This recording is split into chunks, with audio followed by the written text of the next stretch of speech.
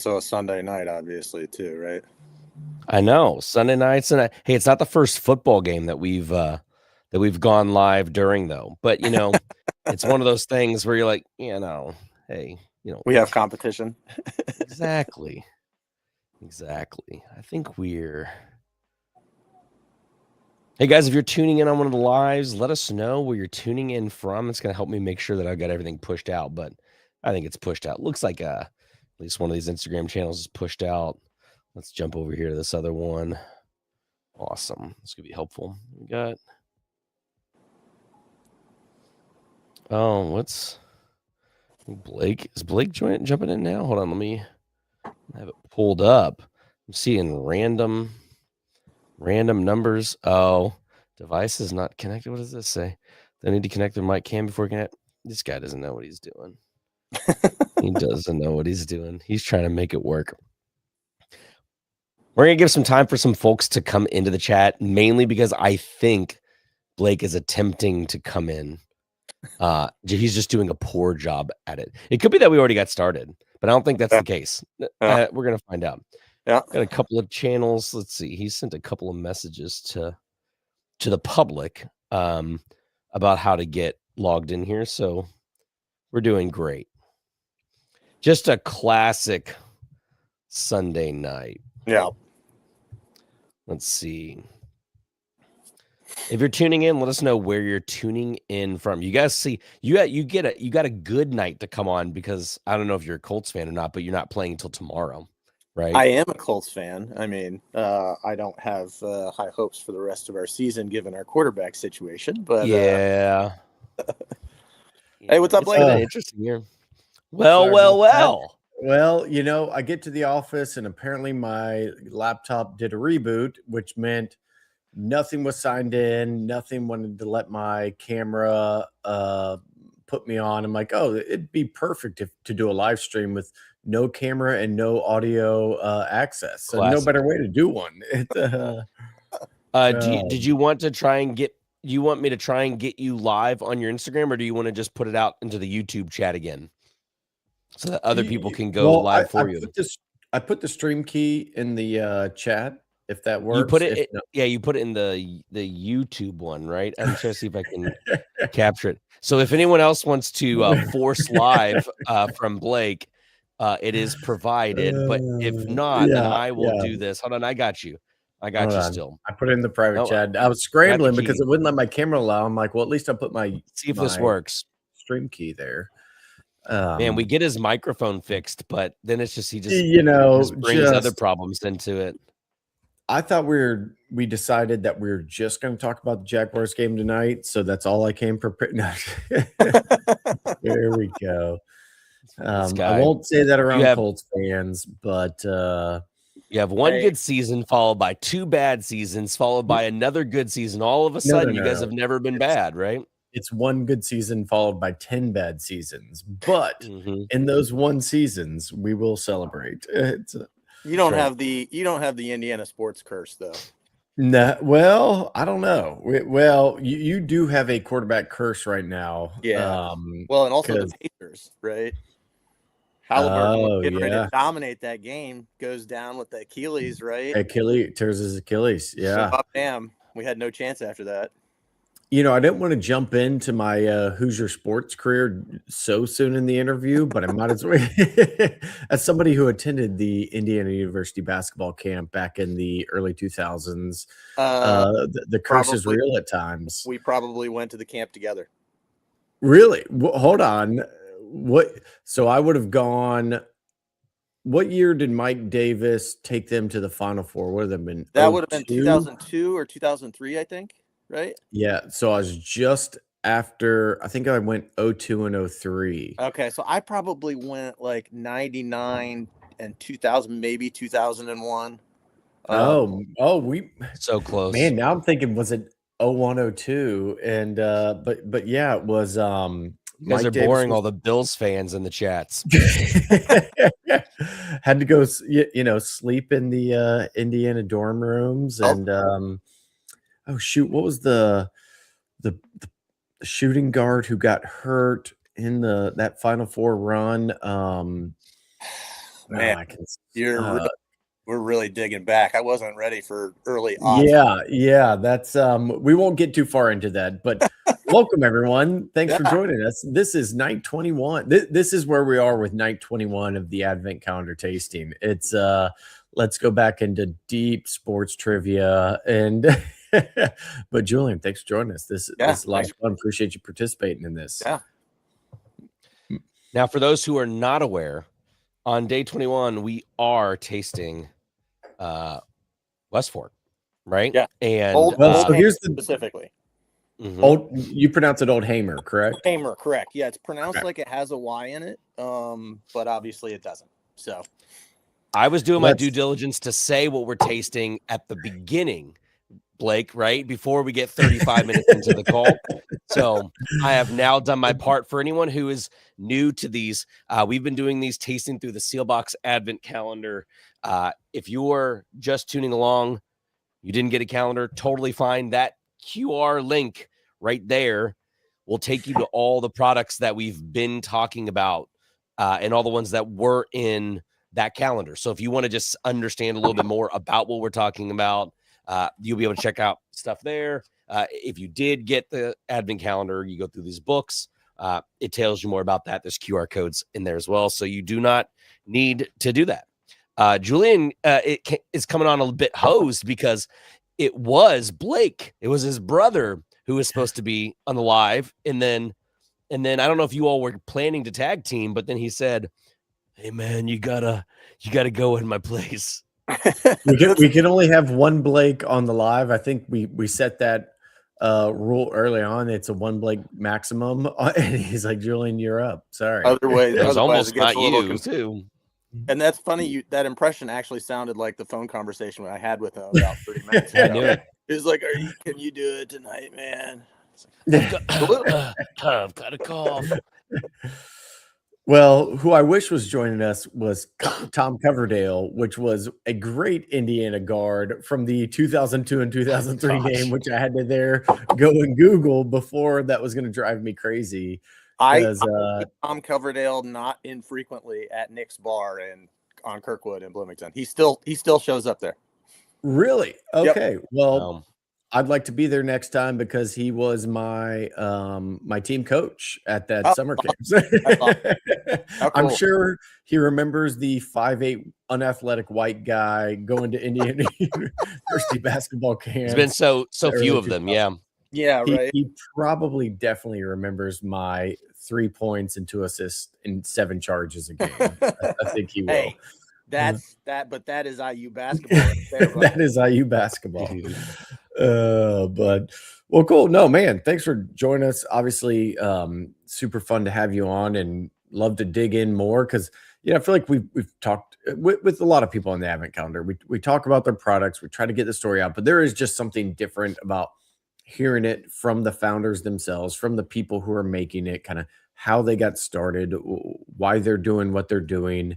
And y'all are, I feel like an incredible example because you have so many cool things going on. And, it's just like, we get all the time like, oh, I want an older whiskey and I want to be really good. I want to be this price. And we're limited in what we have available. But even like with the Old Hamer 10-year, it's like priced really well. It's fantastic. So yeah, kind of what got you started into the whole whiskey side of things? So I got into it pretty much completely ass backwards. I was actually in medical school at the time. My brother, Blake, who was supposed to be on with us as well, and then our other co-founder, David, my brother being a business guy, David being a lawyer, hated their day jobs. I, at that point, knew I wanted to do anything else. I was, in fact, starting my 4th year of medical school, so I was almost done out in Albany, New York. And they were like, "Hey, you want to start a whiskey company?" Well, this medical thing is not as exciting as I thought. So no, so we were, very young and naive, and we were like, "Yes, we're going to put everything we have at it," right? So we all came back. I was actually, like I said, in Albany, New York. David was in Florida at the time, and Blake was here in Indiana working in banking. So I came back, worked some odd jobs for a little while during that no paycheck period of entrepreneur. And we started making whiskey in 2015 on the nights and weekends, and then a couple of years later, I was the first employee of West Fork Whiskey. When I've been making bourbon full time for about 10 years now, ish. That's awesome. Yeah. Yeah, and so early on, it was pretty much all MGP, or I don't know if you can We say actually the did name. it the exact opposite way. Oh, Um, you're like, hey, we and should make it. we were absolute idiots for that. None of us are independently wealthy. So we scrounged together way less money than everybody told us the minimum you needed to start a distillery was. They told us we were crazy. So we said in the beginning we are going to make every drop of juice that we ever sell, and that was silly. We realized very quickly that we needed to both get some age, some sophistication, and some name brand recognition through a partnership with MGP. But we wanted it to be meaningful, right? Luckily, we're here in Indiana where MGP is as well. And so, we called them up and we're like, hey, we're looking through kind of Indiana distilling history. We found this really cool thing. All of the three of the co-founders are actually from Bedford, Indiana, which is just north of what is now Spring Mill State Park. It used to be the old Hamer Farm. Back from 1825 to 1875, the old Hamer Farm was one of the largest bourbon distilleries in the country. They made primarily a high corn bourbon. Unfortunately, the recipe didn't survive, but shipped as far up, pretty much the Ohio River system and Mississippi River system, right, as far up as New York, as far down as Louisiana. And they made a high corn bourbon. The patriarch of the farm's name was Hugh Hamer. He was just like a man about Southern Indiana. He was the postmaster at one point. I think he was a state representative. But he did a lot of things for a lot of the other farmers in the community, and would take payment for a lot of his trades back then in excess corn and make it into a very delicious high corn bourbon. And so that was from about 1825 till 1875. Fast forward to today, a dead trademark. It's 15 minutes south of where we all grew up. In fact, the stone mill is still running there to this day that made this bourbon back in the 1800s. So MGP was like, hey, it's really young. We haven't been making it very long. This is like 2017, 2018. But we've got this 99% corn, 1% malted barley recipe that is very interesting at this point. Right. So we tried it, got some samples in, and we were like, this is just incredibly serendipitous. It's a really, really cool bourbon, a different bourbon as well. Right. Similar enough to your 3 and 4 grains that it's not going to like totally shock you, but it is very impressive. Traditionally, corn is not considered a flavor grain. Right. It's more of the base grain. But this has really turned into a beautiful bourbon, especially as these barrels, now our oldest barrels are, I believe, about 12 years old. And it's really done some cool things over the evolution of aging it, in our different releases that we have. Yeah, that's really interesting. And that, personally, I've always loved the 99.1 corn bourbons. We get the like random comments like, oh, well, that's supposed to be blended. And or people say the same thing with 95.5 rye. I'm like, but is it good? Is at the end of the day, like, is it really good? And kind of like you said, most people think of you need that rye grain to kind of add character, add spice. And it's like, no, the corn actually sits on its own. And maybe that's all barrel influence or whatever it may be. But I think some of the better barrels I've had over the years have been that 99.1 corn. Just because it has like this creaminess to it. It's softer and Got a really cool mouthfeel. And I feel like it drinks really well. And I may set an advent calendar live tasting record tonight because I always say we need to jump straight into the tasting. And then we start talking. And then it's like, we're 15 minutes, we're 20 minutes. I'm like, we haven't even introduced the whiskey yet. So 15 minutes in, I feel like that's close enough to being towards the beginning. But so tell us a little bit more about this product. So I assume it's the 99 one, but this is the Old Hamer 10-year. I believe it's bottled, or no, this is 110 proof. So 110 proof. Yep. I don't know if that's at cast strength or y'all proofing that down. It's kind of in between cast strength and our 10-year. So our 10-year product, the one obviously that you guys carry, we do that one at 100 proof. And that's obviously to kind of try and make the people who live in the higher proofs happy, but not scare away people who are usually drinking more down in the 80s, right? And also this recipe is just kind of a smooth, sweeter bourbon in the first place. So adding a little water really helps open it up and accentuate those high corn characteristics of this. So yeah, so this is essentially a cast strength light, if you will, of the Old Hamer recipe. Again, 99% corn, 1% malted barley. All of these are done in 4 char Speyside barrels. So it's a higher char barrel as well, which is really lending well to longer aging, which I thought would be the opposite, but here we are. And I think this particular one, I believe, was just short of 10 years. But really, it's funny, between 8 and 10 years, this recipe is really awesome. And some 8-year barrels are better than the 10s, and some 10s are better than the 8 years, and vice versa. I've had a lot of groups come in and taste it blind and actually prefer it at 8. Others prefer it at 10. I can't wait until it's 13 or 15 years old, because I really think that's when it's going to peak. But yeah, so this is the backbone kind of the Old Hamer line for us, which all of the Old Hamer products are that 99% corn, 1% malted barley recipe. And this is just a really beautiful example of how sweet and awesome and complex something with so much corn in it can be, when, kind of going against the grain, if you will, of you need to have rye, right? You need to have wheat, you need to have malted barley. This really, besides that 1% malted barley, this is all delicious, beautiful Indiana corn.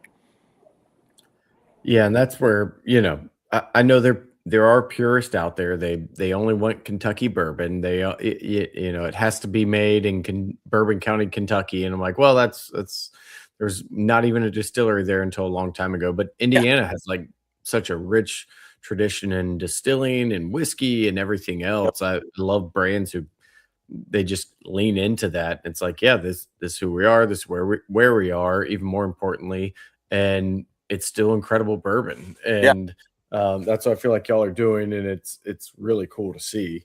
Unfortunately, I think I didn't really know. I got into bourbon drinking all the Kentucky bourbons that I'm sure we all love, right? And many others outside of Kentucky. But until I got into this business, I didn't really know that Indiana had any meaningful distillation history. But obviously, we've kind of dug deep into finding as much about the history as you can. In fact, one of my good buddies, we call him our unpaid intern, but his day job is as a cybersecurity expert for Raytheon. We collected every bit of everything that we ever found that Hugh Hamer had written. And so we dumped it all in a Google Drive, and we set up a chat bot. So in our whiskey club, if you join our whiskey club, you can actually chat with Hugh Hamer based on all of his stuff. So we've done some really cool stuff with the history. Oh, that's pretty cool. Yeah. He's a techie guy, right? We sit around and drink, and then he vibe codes for us, right? That's I think that's the first I've ever heard of that, but that's an incredible idea of like, hey, go create your own GPT or whatever it is with all these old documents. And there really isn't much. It was fun. The most interesting part of that is trying to sandbox, right? To make sure that your chatbot isn't talking about things you don't want it to talk about. Because then Brian comes on and asks a bunch of inappropriate questions. Yeah, so this is my MO. It's my specialty. This is number 2 yellow dent on this one, right? All from Indiana. And then obviously manufactured here down at MGP in Lawrenceburg, Indiana, and then aged primarily on site there, but they have a number of satellite barrel warehouses as well. that are kind of dotted throughout Indiana that hold this product. Interesting. And with that, you're not, are you aging in house as well, or you're kind of just bringing them down? Hey, whenever it's time to start bottling, or just as of right now, we keep basically about 80 to 120 barrels at our on-site warehouse. All of our Westfork product is there, which is what we actually, grain to glass, distill ourselves and age ourselves. However, we are mere days away from bringing it all under one barrel warehouse that me and my team have been working very hard on over in Crawfordsville, Indiana, which is a small little town just west of Indianapolis here. But we have a 10,000 barrel warehouse that's going up over there that will house our entire inventory of both Westfork and Old Hamer. Because we control and have ownership of about, I want to say, almost 9,000 of the 99.1 corn recipe for bourbon. And they were actually going to kill the recipe until we got on a production contract with them. So we've been on a production contract for a number of years. So we have do not kill it. This is fantastic bourbon. Do not let that get killed. Yeah. And they may have been using that as a negotiation tactic with us. MGP has done some funny things over there. We love them. They've been only 100 barrels left, guys. Exactly. Gotta grab them. You never know how much of what they have and what they say is actually true, because all of a sudden they've been known to find all these barrels, right? Yeah. You're never going to guess it. But when we said we sold you the last 50 of them, there's 500 left. It's yeah. So anyway, I feel like that's we're on super fun. now, so we have we have plenty of juice to grow into the future, and we're very excited about this mash bill. So now how does that and it may not be an exact ratio, but are you looking at it and saying like, okay, we need to lay down X amount of barrels a year in-house compared to what we're going to have under the Old Hamer line, or how does that break down between the? So like Westfork products specifically, right? That grain to glass that we do is a much smaller, much craftier. I have a 600-gallon still, right? So we make on the hundreds of barrels of that a year at max. We're in a bit of a production pause, just like a lot of other distilleries right now, given some of the wackiness in the market. But obviously we have a ton more Old Hamer, and that really is our product that we are looking to expand into other states. We had a tentative agreement to do that in 9 different states unfortunately fell apart at the last second, but we're looking again for opportunities for this to be much more widely available, and we have lots of aged up juice to support that.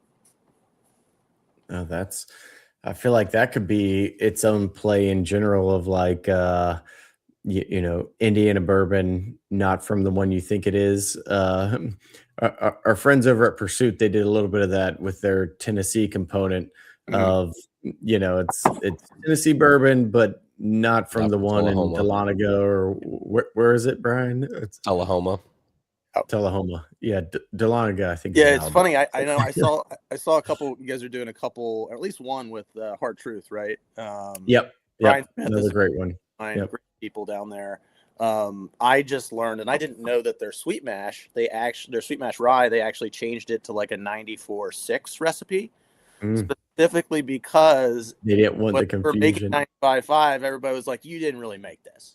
Yeah, it's like, no, I can show you the still. I can show you. So they literally changed it a percentage point in both ways to a recipe that MGP doesn't make, so that they wouldn't get that you didn't make it, which is just such a funny part of the market.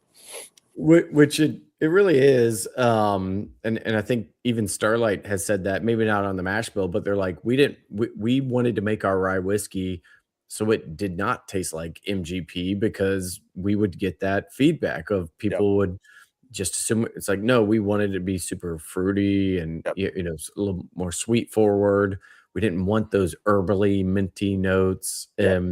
Because somebody sees Indiana rye, they're going to think, oh, it's MGP. It's like, no, there's a lot more that went into it than just that. But, and I mean, honestly, we talk about Indiana's rich whiskey heritage, there's still a ton of between y'all and Hard Truth.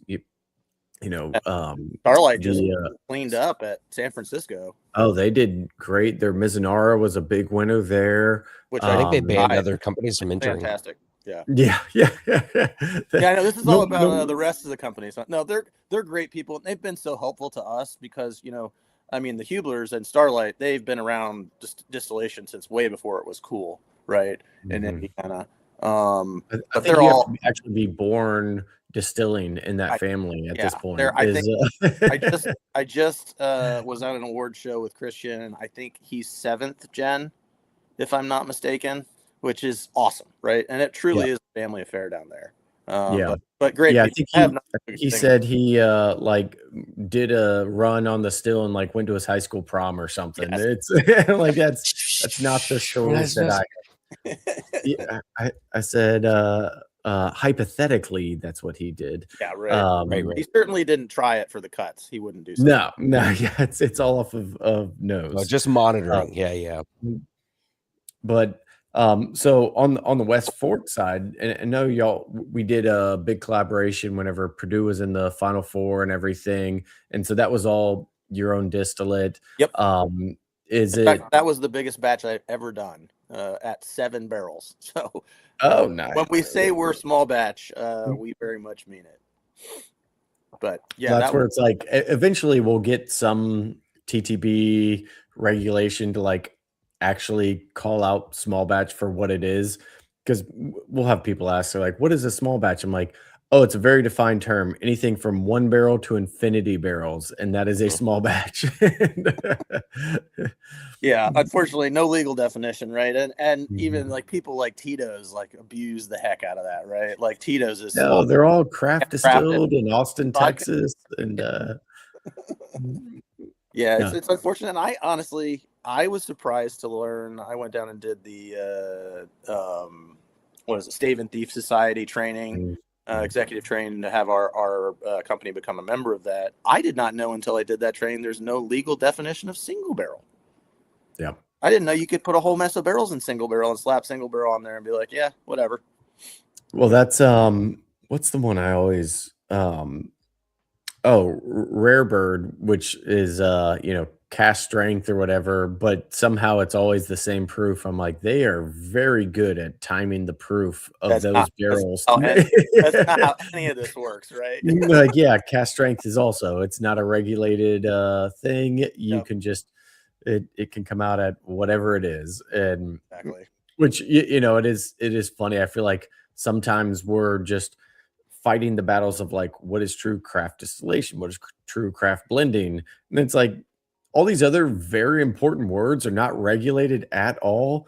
And they're just flying around on every other label, but it doesn't mean anything. Like, how is that possible? But I won't dive down that rabbit hole tonight. Right. We could do a several-hour podcast on that.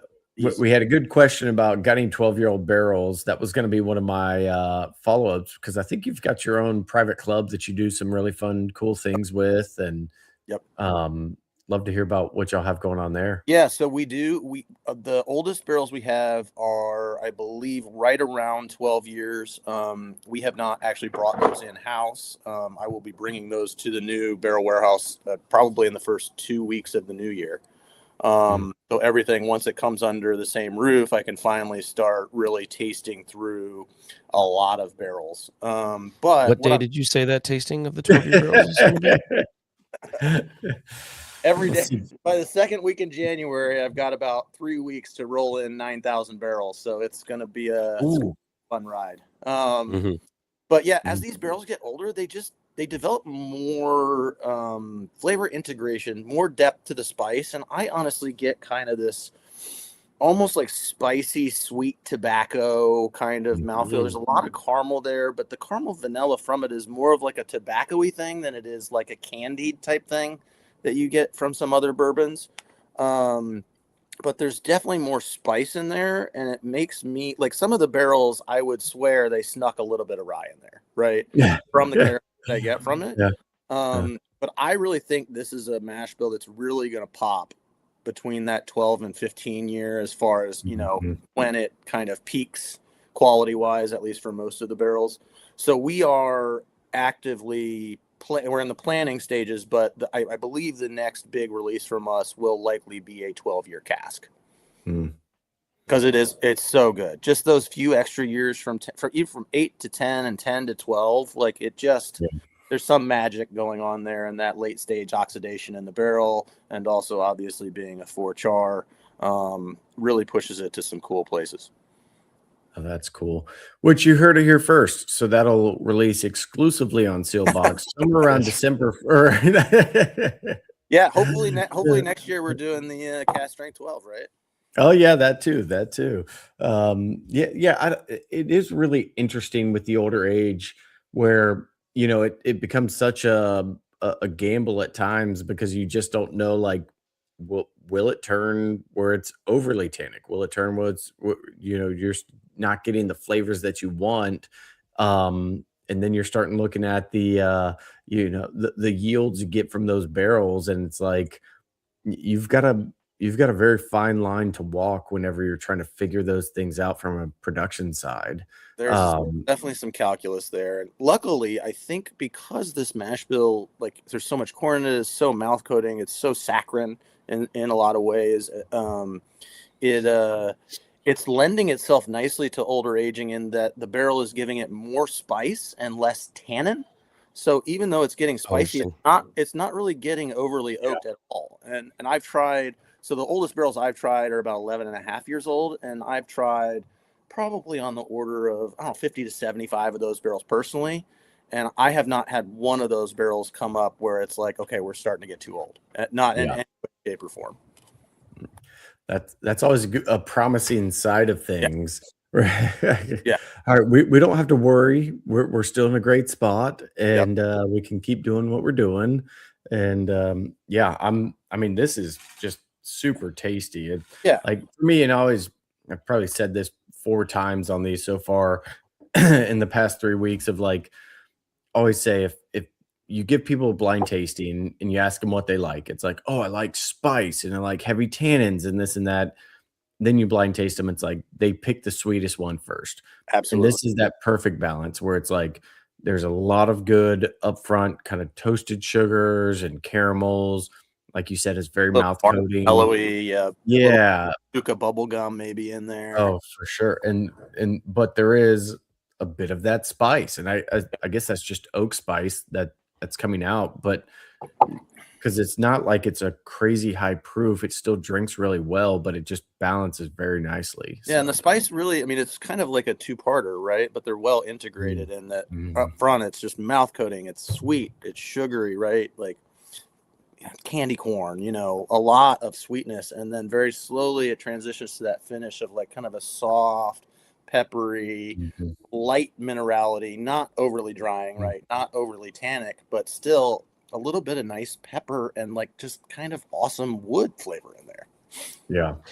This question that came through is talking about seeing value in red wine or sherry secondary finishing. So you got the West Fork line, that's your own distillery. You got the Old Hamer line, but then correct me if I'm wrong, but you all have bottles called Hugh Hamer, and Hugh Hamer, correct? Are they all finished of some variety? Is that the principle? The distinction between Old Hamer and Hugh Hamer. So Old Hamer, primary barrel for whatever age, right? So cast strength, those are generally somewhere around 5 years at least, because that's when this recipe really starts to be good.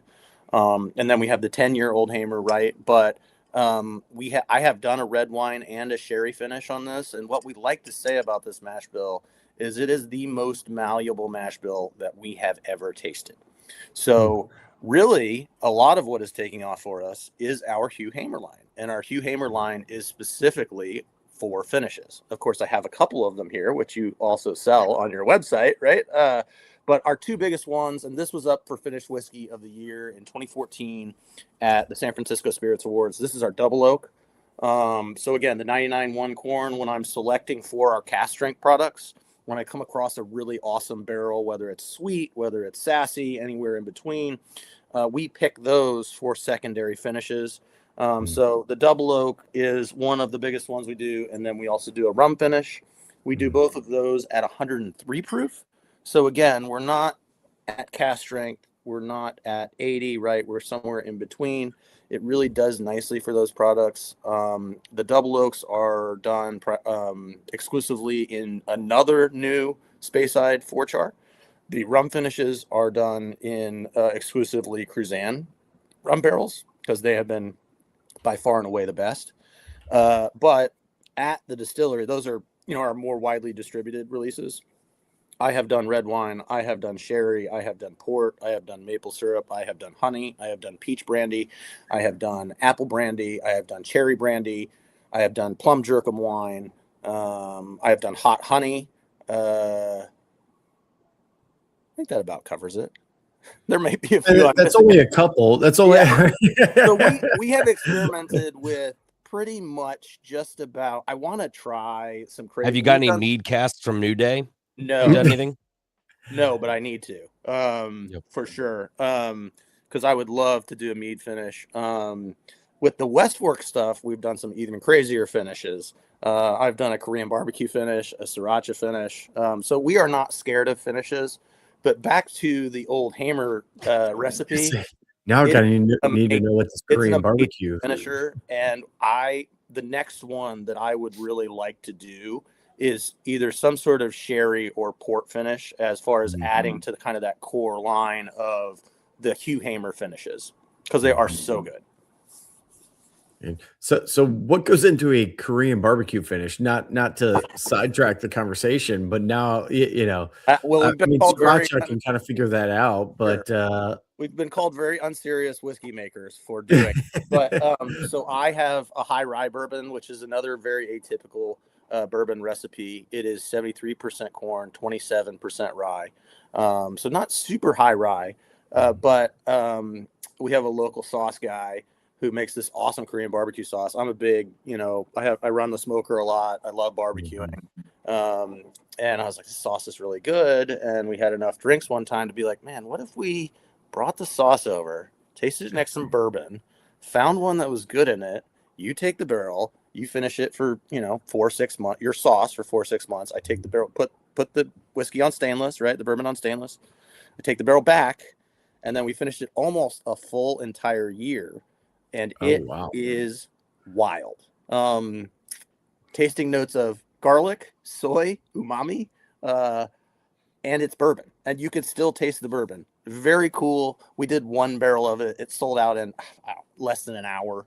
At our with local distribution at our distillery. This is bizarre. I never would have expected a guy with a beard and a buffalo check shirt to like experiment with anything barbecue related.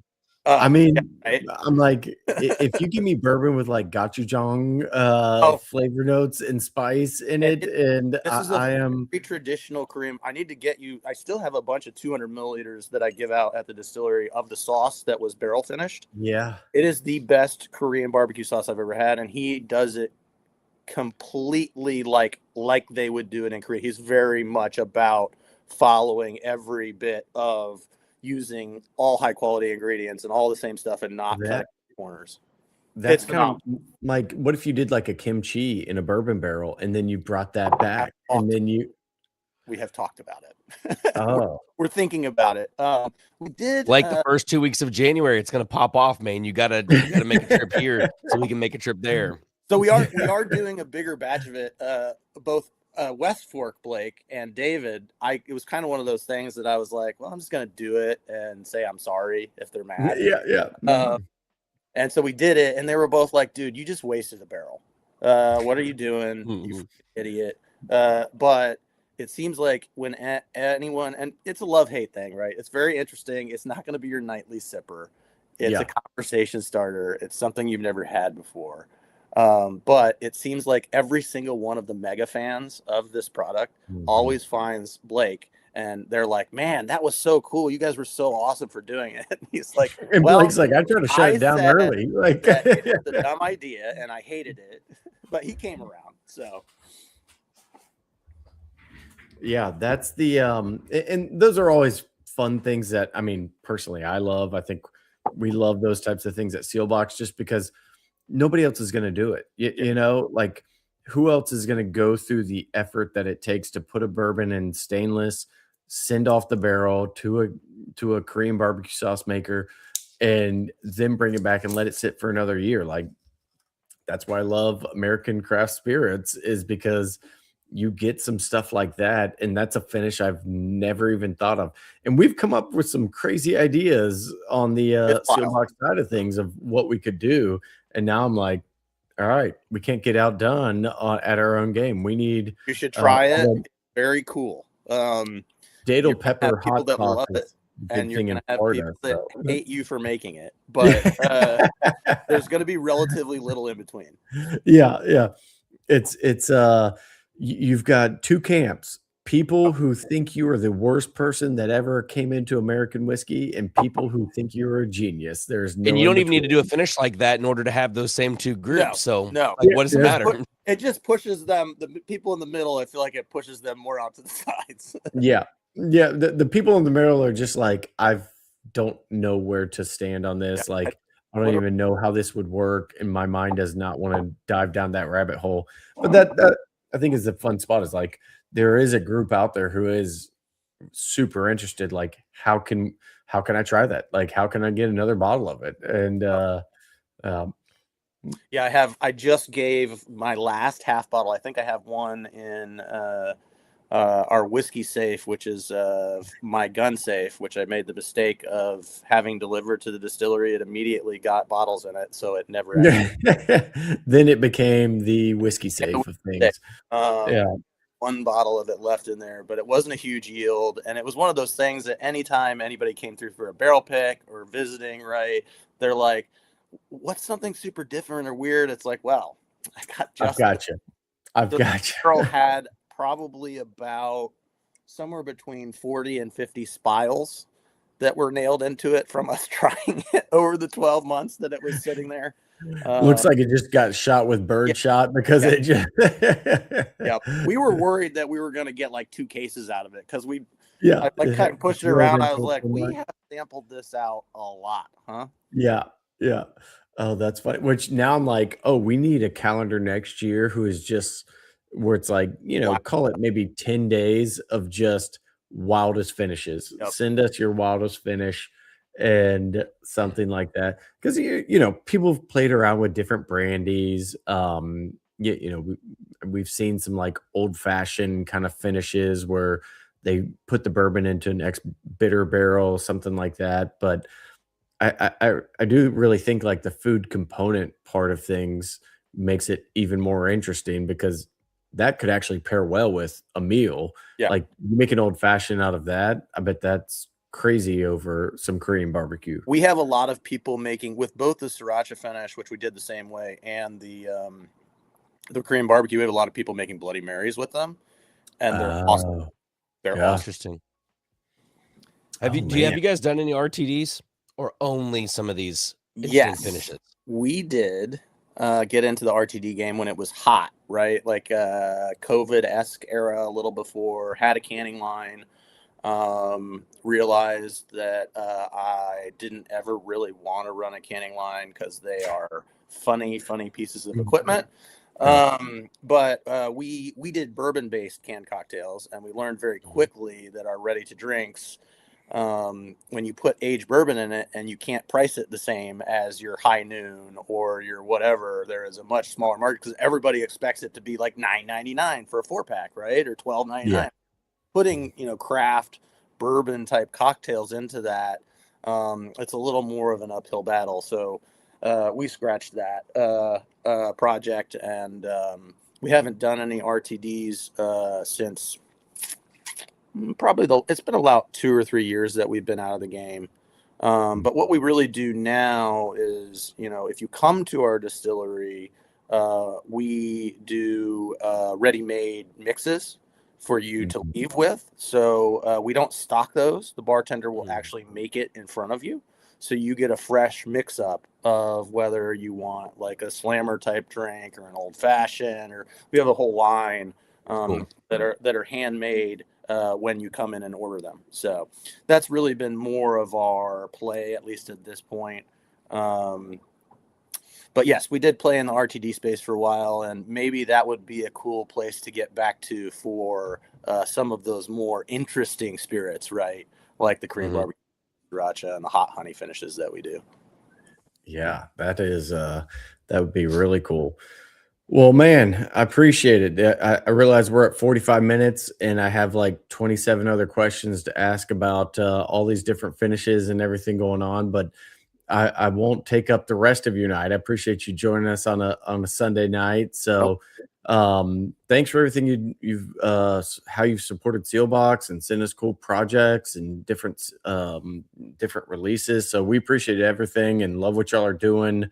And thanks for being part of the Advent calendar. Yeah, no, thank you. We really appreciate you guys as a partner. You guys have been awesome.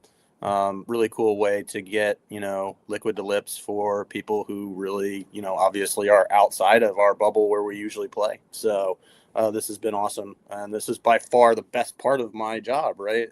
Making whiskey. Hardest part is the wait. And drinking, it's the fun part, right? I feel like there was a quote in there, like a T-shirt quote, like the hardest part is the wait, the best part is the whiskey. Yeah. Brian, I'd like to hear your craziest finish idea as we close out. Yeah. I was thinking we go sardines in a barrel to make a fish sauce. Fish sauce. So I love Asian cuisine. It took me a long time to eat fish. I love fish now, but fish sauce. That's aggressive. How do you like umami and the ocean? Okay, yeah, right. And it's gonna be mostly the ocean. Yeah. But all right. Appreciate you. Thank you for everyone who joined us tonight, and we will see you back actually tomorrow. We're back tomorrow night, Brian. I think we're back. Yeah, we got another one tomorrow night. We're with Manifest, and then still question mark on what's taking place on Christmas Eve. Oh, I'm going live. There we go. Blake says he's going live. Obviously, no one will join him, but he might be going live himself. I sent Brian a review on Friday night we had a release come out, and I was like, I'm gonna do a real life review, and it's like me in the kind of bar kitchen area, and my kids are running around the background. My wife's yelling at the kids. They're trying to make Christmas cookies. I'm like, this is a new series. It's called Real Life Reviews. I don't know if you guys could hear it, but my wife and kids and 4 dogs are having what seems to be a party above me. A little bit. Yeah, that's I feel like there's an audience for that. People would appreciate it. Now, YouTube or whoever else may strike it down because my daughter's like, can I smell it? I'm like, yeah, it's not going anywhere. You can smell it. You can't taste it. They're very curious. They always want to. They want to see it. Dada drinking wikis. Yeah. I think my daughter was like, yeah, it smells like caramel, vanilla. Smells like every other bourbon. I'm like, okay, but then she said, but a good bourbon or something. But a good bourbon. She did. I didn't get the chance to watch until yesterday afternoon, and when I watched, I was watching it in the car, and Kristen was like, "She is so cute." Yeah. So, the joys of daughters. They are cute, and so are you multiple girls? No, only one. So we have 3 boys, 1 girl. Okay. So, yeah. So I'm 2 boys right now. We're trying for a girl, but I know it's going to be another boy. So, right? Well, on ours, we went girl, boy. Do we have a third? And we ended up with twin boys. So, just be aware that those types of things can happen. Well, I know one of my good friends who started High and Mighty Cocktails here in Indy that we helped out. They had 4, and they were like, yeah, let's do 1 more, twins. Oof. Yep. It's all too well. It'll be a conversation for after the show. But my brother had 3 and then had twins, and I was like, I'm done. I'm out. Like no. Don't roll that dice again, right? To go from 4 to 6. That's a huge jump. I don't know how you do that. That's 4 is a lot, and which Brian has 3, so he knows that those joys as well. But that's right. It's like they're all different, and Yep. we have identical twins. They share DNA. We went to Disney, and one, his fingerprint worked for the other one's actual pass. That is Wow. wild. But they have very different personalities. And I'm Oh like, yeah. I still have to treat you like two different people. That's And That's fascinating. If there's any time that really shows their best character, it's definitely the Christmas holiday. yeah. So, Oh yeah, let's that drink doesn't to that. doesn't bring out any of that young kid awful at all, right? That's No, right. not at all. My kids, I was leaving, they're like, why do you gotta go do this review? We never get to see you. I'm like, we've been together nonstop. Exactly. Like, I don't think you haven't seen me for the past 72 hours straight. And maybe I've been gone for 4 hours out of the past week. So That's funny. it's fun ages. But all right, Julian, thanks again for joining us. And everyone, we'll be back tomorrow, as we said. And thank you for joining us for the Advent calendar. Cheers. Thanks a lot. Cheers, everybody.